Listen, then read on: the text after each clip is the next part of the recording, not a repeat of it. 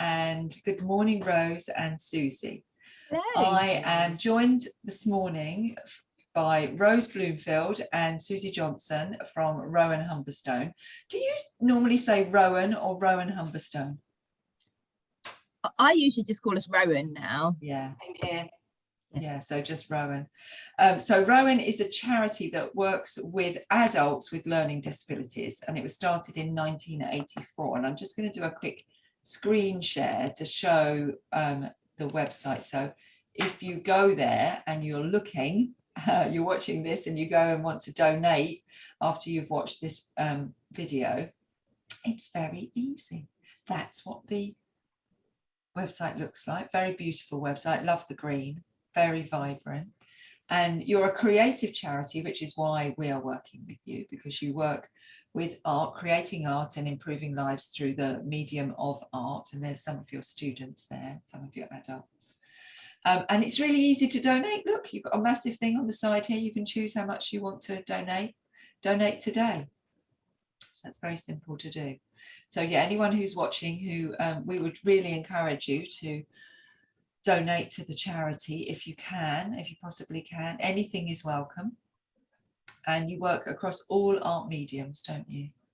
So yeah, so that's the website. And we'll come back to that in a little while, because there's something else I wanted to share with everyone about the charity and the work you do. But before we do all that, I think it'd be really nice, Rose, if you could introduce the charity to everyone and just tell us a little bit more background about what it's about. Sure, lovely. Yes, my name's Rose and I'm the fundraising engagement manager at Rowan. I've actually only been at Rowan since the start of this year, but I've just been blown away by the passion of everybody here. And it is a bit of a cliche, but there really is kind of the Rowan family. And, you know, people talk about that in charities and workplaces, and you never quite know if it's true or not. But actually here you really do see that with our students. So as you said, Lesley, we were set up in 1984 with the idea of using art as a tool to bring people together and tackle social exclusion within Cambridgeshire. Over the years, we've developed and expanded our workshops. So we started off just with our woodwork, and over the years, we've added a number of different creative workshops. So we now have woodwork, ceramics, textiles, mixed media, drama, music, print, and last year we launched our Rowan Rangers, our forest school. So as an organisation, we have around 80 adults who join us. Obviously during lockdown they haven't been able to come into Rowan. This is a bit before my time, so actually I'm sure Susie can say a bit more about how Rowan operated last year. But it is lovely to have everybody back into the organisation now. We're nearly at full capacity, and it's just so wonderful to hear the laughter and the noise coming from the workshops and kind of hear that passion, definitely. That's wonderful. I love the Rowan family analogy. And when we were looking at your website, the photographs, you can see that. I'm just like, when we were talking originally, I was like, oh, it just sounds so wonderful. I want to get on my car and come up and see you and, you know, come and get involved with what you're doing so much more. I mean, we work as a business all over the country. So, and we have artists spread out all over the country. So we are hoping that, you know, at some point we'll be able to do a project together, because you do all sorts of projects, don't you? You do with your charity fundraising, but also with the students. So you do art exhibitions quite regularly. Tell us a bit more about that. Yeah, sure. Susie, did you want to say about some of the art exhibitions? Well, we sort of communicate with all sorts of organisations in and around Cambridge, and if there's an opportunity, so whether it's a cafe or Adam Brooks Hospital, and they've got a spare wall and they want to involve us, then we put together exhibitions to show what we do. And so over the years we've done quite a few, and it's quite exciting for all the students to get involved and, you know, to know that their art is being seen by lots of people. We've been in the swimming pool at you know, the main swimming pool in the middle of town, on the walls there, in the cafeteria, and really quite interesting places, so that we really do reach out to a lot of people and show them you know, what we're capable of. I think that when you said being seen, I think that's the thing, isn't it?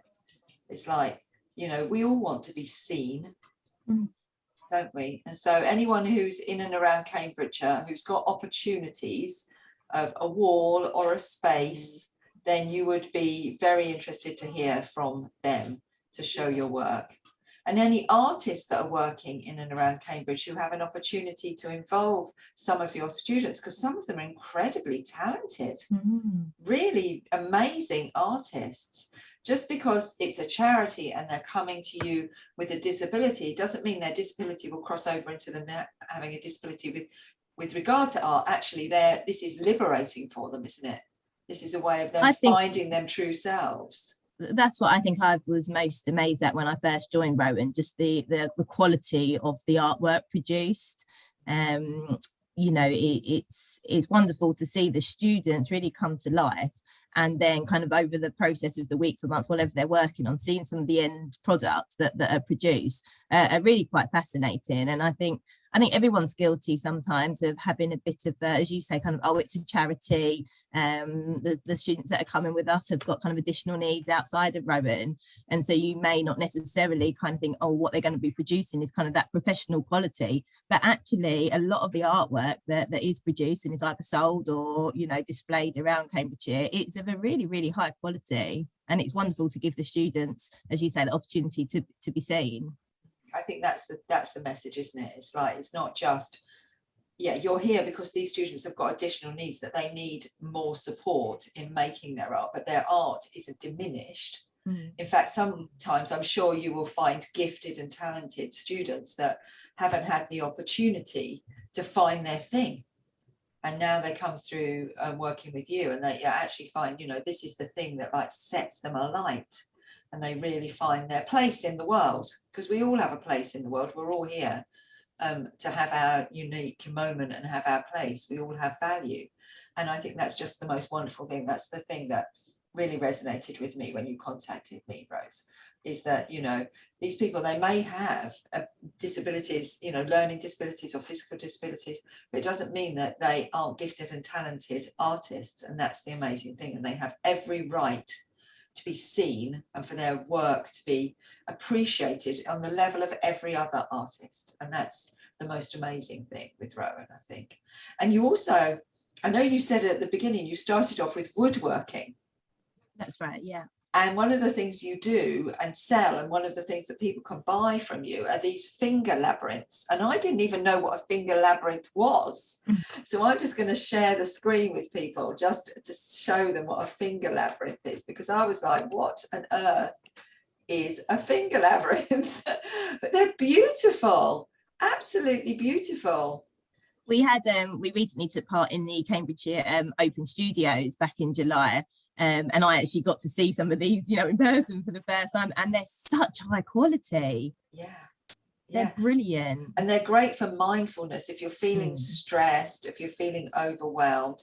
So where can people buy those from you? Do you sell them direct to the public, don't you? Yeah, so they can be bought through our website. So we launched our new website not too long ago now. So we now have the shop function in the top right hand corner, where you can actually buy the finger labyrinths directly through the website, but also just by phoning up Rowan and making a request. And can people request a specific design, or are they all just made and that's the designs that you get? So we've got some that are already designed and packaged up and ready to go, but always kind of developing it. So yeah, it can be kind of based on kind of people's individual needs, really. Yeah. So if there was an organisation or a business, for example, who was looking to like do some Christmas gifting, that would be a great thing for them to send to their customers, wouldn't it? Totally, yeah. So yeah, we take on commissions for kind of bespoke individual projects, as you say, from either individuals or organisations, and that's always something we're really keen to develop. So again, that's just another opportunity for us to reach some more people to kind of spread the word about Rowan. So yeah, you can certainly contact us if you've got the Commission Us tab on the website. There. Yeah, so we're always really interested to hear from people who have got commission for either kind of public or private work. So we do encourage people to get in contact with us if they have an idea or want to work closer with us. So these are finger labyrinths, are they as well? Yeah. These ones, yeah. So there's a range across the header there of the things that you can do. Signs. So I love those. I absolutely love them. They're like leaf little pigs, aren't they? They've got like little curly tails. I love them. They're like leaf pigs as opposed to tea pigs. So commissioning your students, I mean, you can see the quality of the artwork that they're creating there. It's just, you know, absolute professional standard. And if there is a business out there, especially in Cambridgeshire, who's looking to commission some artwork or a sign or some cups for their, you know, when their people are coming back to the office after, you know, all of the disruption that we've had over the last 18 months, and, you know, get in touch, because there's no better way to support a charity than actually to engage the students as well in an artwork project. So coming on to Susie. Susie, tell us about what you do at Rowan. So I work in the print room, and we always start with drawing as the basis, and then we look at ways of developing that into something more permanent. And so depending what the drawing is and how many colours and how many layers and how we want to work with it and what the student artists' interests are, we will then just go along with it. And sometimes it will take quite a while because all the students work at their own pace. And sometimes, you know, something will be just perfect almost immediately. And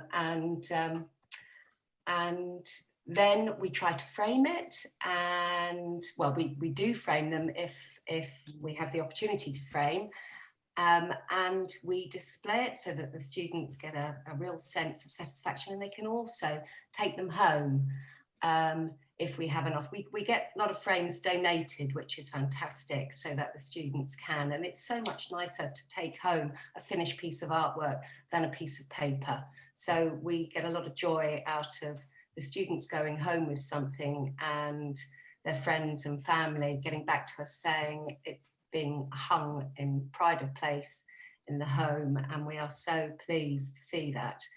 And so, yeah, we make a lot of cards in there as well. So we have two main selling events, I think, during the year, which is the Winter Warmer, which is always about, well, maybe 5 weeks before Christmas, where we sell from all the departments things, including cards and prints, and the labyrinths. So if people wanted to come and see what the labyrinths look like, they could then, and we do the summer open studios. So lots of things for sale there, including lots of cards.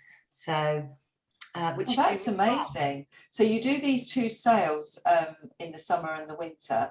What's the best way for people to find out when that's going to be and get notified of, you know, when those events are coming up, so they can either come and see you, or can they actually access some of that online as well? Well, I think we've sort of got really good social media. We've got really savvy in the social media area in the last few years, and if people follow us, they can see when the next selling event is. And of course, it's on the website. Rose knows more about those things. I'm sort of in the classroom with the students, but Rose, you know. No, yeah, as Susie says, through the website, we'll always have updated information. So we've actually just set the date for the Christmas Winter Warmer. So that's going to be Wednesday, the 1st of December this year. We're just in the process of starting to make the organisation plans and everything for that at the moment, but we have set that date. So more details will come out shortly. for that. And yeah, you know, logging on to the Facebook page or Instagram, but also we send out weekly and monthly updates to our followers, so you can sign up to receive these kind of notifications from the charity, and they'll let you know about upcoming events or dates or fundraising opportunities, or just a chance to see some of the amazing kind of artwork and what's been going on in the workshops that week. So that's a great way to keep in touch with us. Yeah, so the 1st of December is a key date. Yes. Get that in your diaries and come up and see everything that the students have been doing and see their work and buy their work, because that's a really great way of supporting a charity, is that, you know, to support the work, literally the live work that they're doing. How else can people support you apart from donating or coming to one of these events? How else can people to help you and support you with the charity? So from my side of things, from the fundraising side of things, as I say, it's either attending our events, or maybe it's doing your own fundraising. But it's also a case of kind of volunteering, so either volunteering your time in a fundraising capacity or here at the studios. But it's also about sharing the name of Rowan around, so opening up your network. So you know, we're quite a small team in terms of our fundraising and marketing. We've got some great volunteers, but actually, you know, we need some opportunities to speak to more people in Cambridgeshire. So it's not always an ask for money. Sometimes it's more of an ask of who do you know that might want to find out more about Rowan and support us.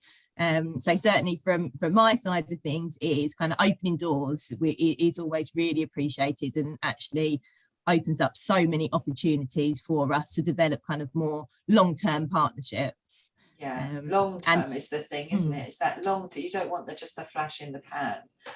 Someone can, although it's lovely, someone just comes along and buys something, that's just a lovely thing. But if you can develop more long-term relationships, if people have got some access to, even on social media, if they just share your name and, you know, tag you in things and share you in their stories, so people, the growing awareness it cannot be underestimated. Yeah, the awareness is something that you can never you know, kind of undervalue. It's kind of what makes charities work, essentially, you know, raising that awareness and getting more people connected with the organisation. So from that side of things, and it's relatively easy for people to do that. You know, you can do that from your computer, from your phone, and yeah, you shouldn't kind of underestimate the value that has to a small organisation such as Rowan.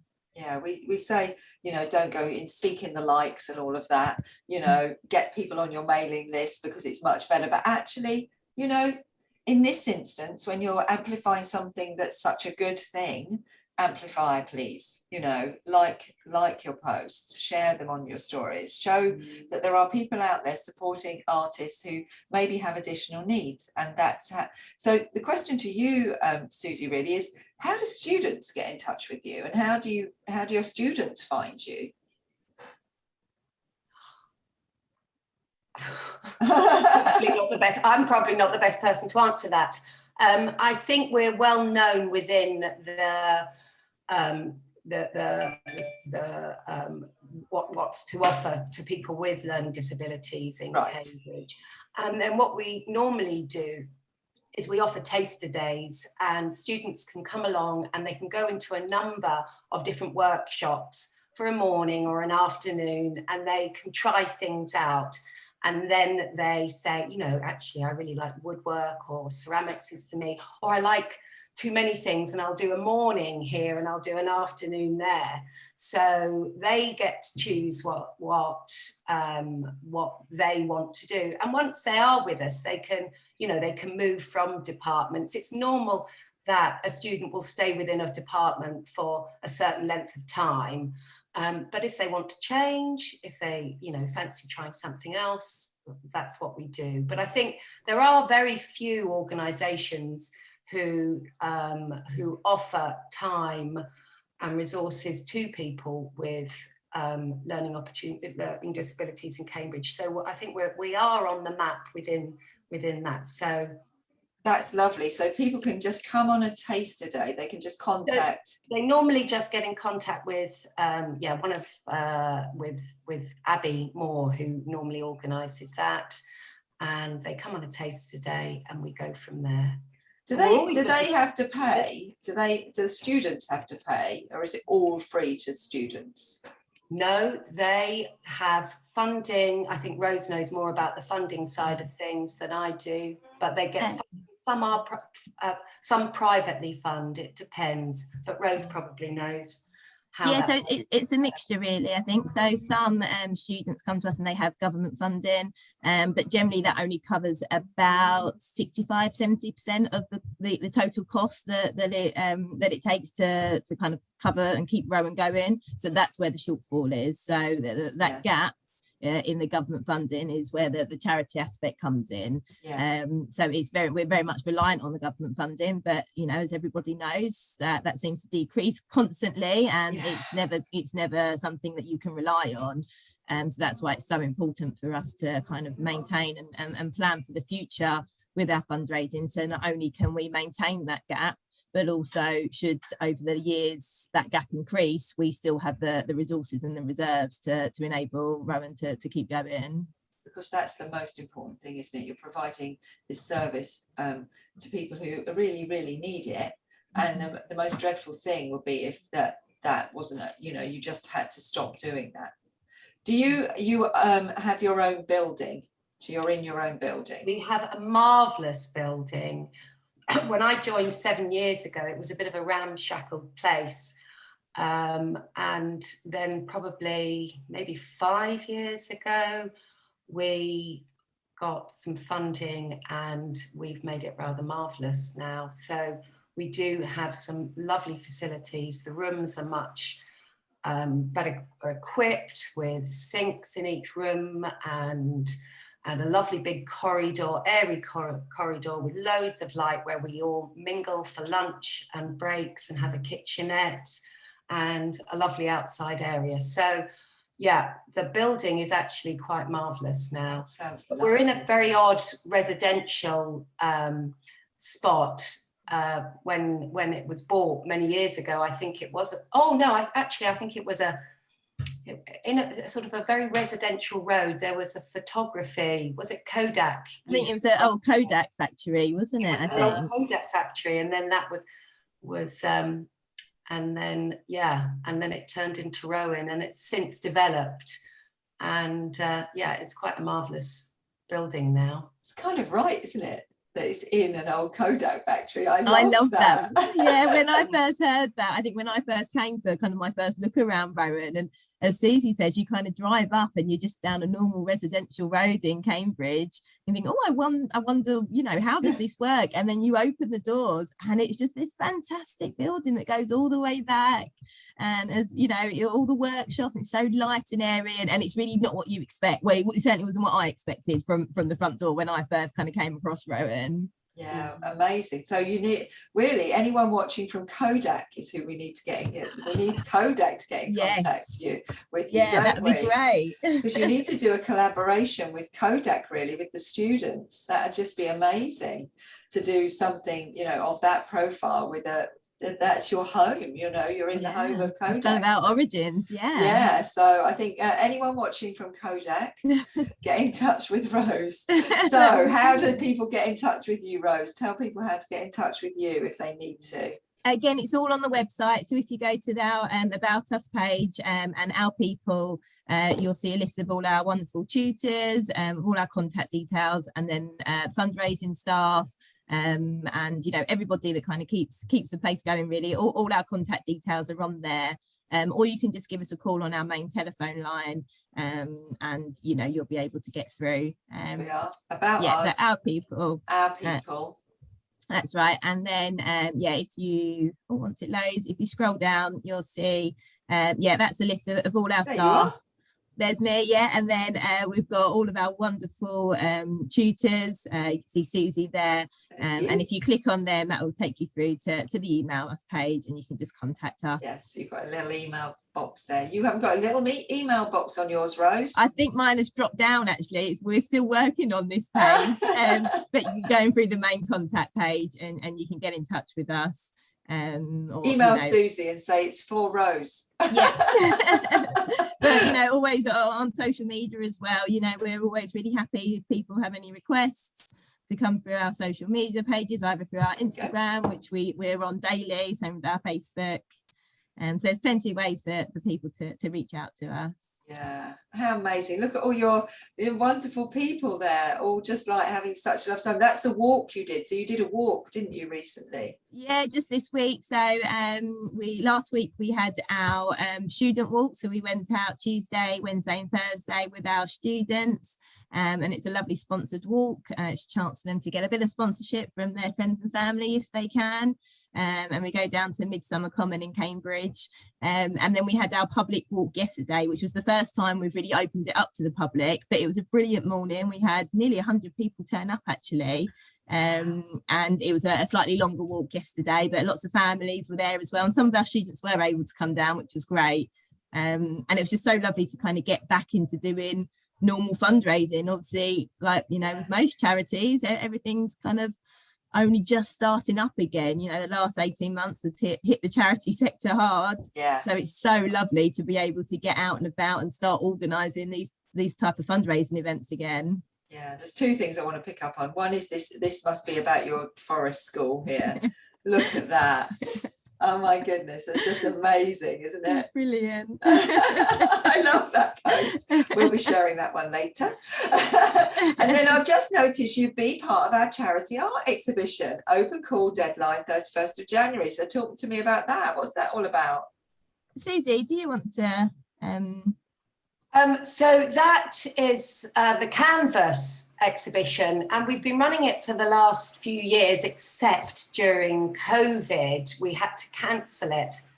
But we asked people to take a canvas, make some art and put it in an exhibition, and everything that is sold goes towards Rowan. So our students are involved and the public are involved, and it's quite a marvellous exhibition actually to see the diversity of what people achieve. And so this is open to everybody, isn't it? Professional artists, everybody.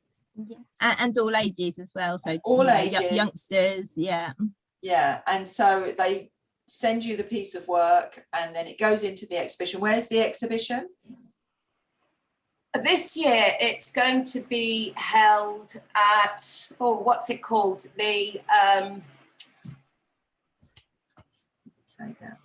What's it called, Rose? Is it at Castle School? It's at the Castle School. Yeah. So we previously had it at Chesterton Community College, and that worked very well. We've had it in a few places, but it is always quite difficult to hold something so big somewhere. Yeah.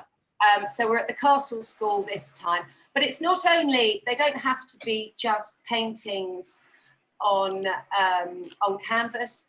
People are very creative, and we get a lot of mixed media, and we get even sculptures that are placed within the size of the canvas. The canvases are basically all the same size, but any medium can go on it. So it's quite a lovely variety of work. You've got via your link tree. I'm very impressed that you've got your link tree sorted.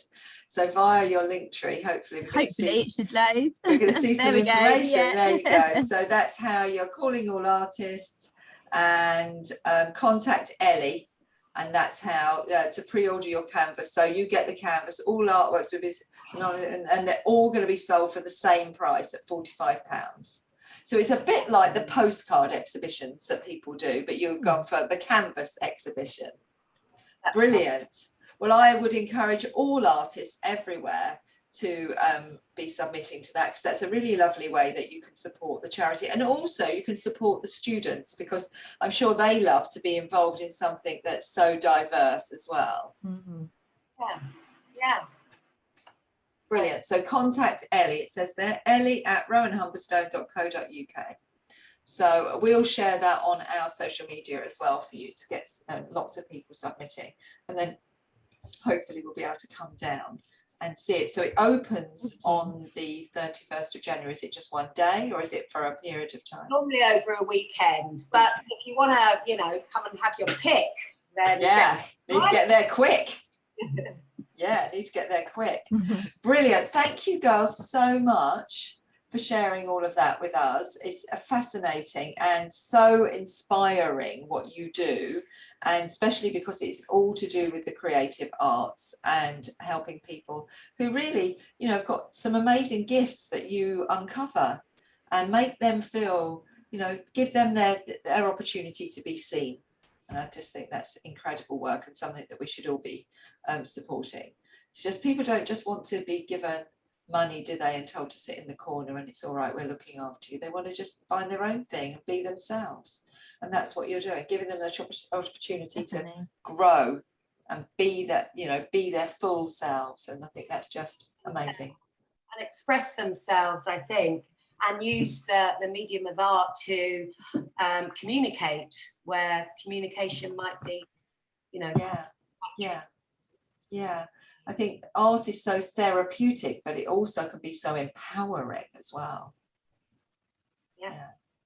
Brilliant. Thank you so much for chatting to us. It's been so lovely. And thank you, Susie, for being one of our amazing judges on our ART360 event. It's been incredibly successful. We've got artwork coming in, as you've seen, from all over the world. So it's just amazing to see how from adversity, how artists pull together and how artists make things work for themselves. We're just a very resilient bunch, I think, aren't we? Dig deep and find our resilience, and I think pulling together, collaborating, you know, doing things in a community way and all bringing the power of the community into supporting each other. You just don't know, the sky's the limit, isn't it? Sky's the limit what we can achieve. So I hopefully will see you in Cambridge sometime soon. Anytime. But for now, thank you very much and have a lovely rest of the day. And you.